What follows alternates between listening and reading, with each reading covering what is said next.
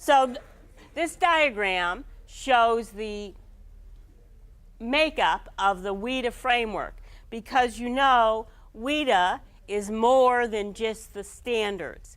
They have a number of resources to help us as we connect the English language development standards with content. And so what we want to do right now is just look at some of the components of WIDA's framework, just to remind ourselves what they are. I'm sure they're back there in your memory. We just want to pull them forward because we're going to be playing a game in a few minutes as to see how these can work with collaboration. So instead of just looking through one lens, remember, WIDA wants us to look through the multiple lenses, different people, different experiences. Remember, our students have such a diverse background, so we want to keep all of that in mind as we're working with our students. Here, of course, we have the standards. We're going to be looking at those. How do they, or do they, interact with collaboration? Can they help us? The guiding principles of language development, and you will have all of these slides.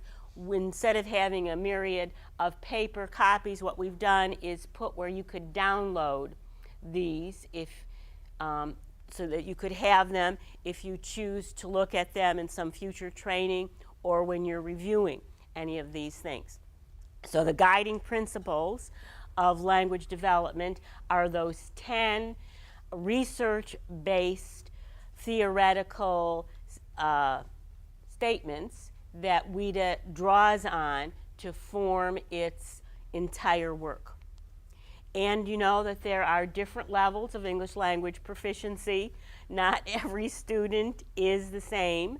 They are at different levels. And of course, we have the criteria for designating these levels with the features of academic language.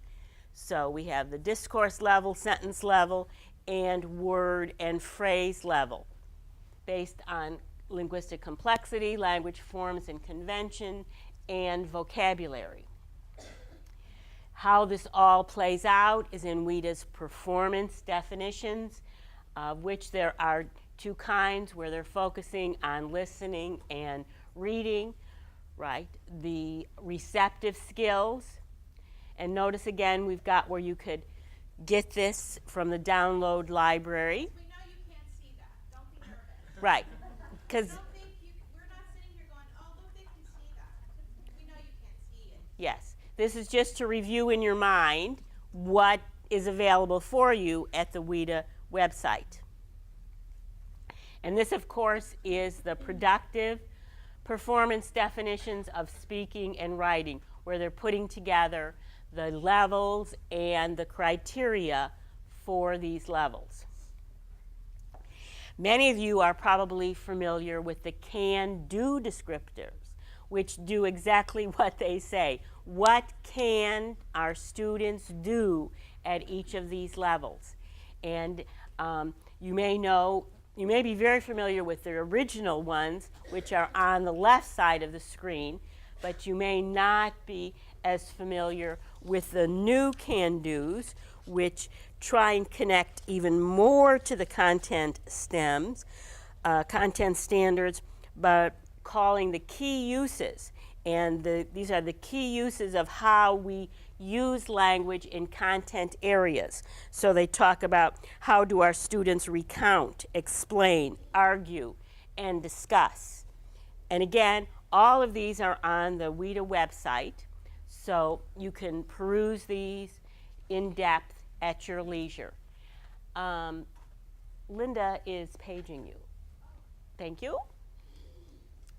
Essential actions are some specific, again, case studies, which are very helpful to see how do the WIDA standards work really.